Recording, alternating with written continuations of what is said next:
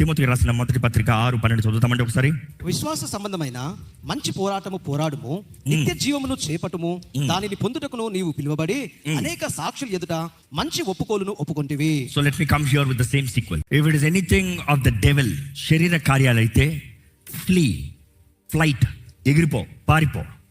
కానీ సాతాను దగ్గర వచ్చినప్పుడు మాత్రం పారిపోవాల్సిన అవసరం లేదు. పారిపోవద్దు. నువ్వు పారిపోయే కొలిది వాడు తరుముతాడు. ఎర్ర సముద్రం పాయలైనంత మాత్రాన వాడు నేను తరుముతా ఆపేయడు.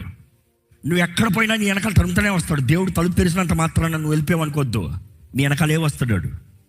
ఆ అపవాదిని మాత్రం any time in your life fight the devil, don't escape from the devil. We believers have authority in the name of Jesus. If you believe, say a big hallelujah. ప్రతి విశ్వాసికి యేసు నామములో అధికారం ఉంది పోరాడటానికి. శత్రు బలం అంతటిపైన అధికారాన్ని ఇచ్చాడంట దేవుడు. అధికారం కలిగినోడు పరిగెడుతున్నాడు అనుకో, అవమానం ఎవరికి? ఆ రాజ్యానికి మొత్తం. దేవుడు నీకు అధికారాన్ని ఇచ్చి పోరాడరా అంటే సాతాను చూసి నువ్వు పరిగెడుతున్నావు. ఈరోజు చాలా మంది పరిగెత్తే క్రైస్తవులు కనబడుతున్నారు. ఫైట్.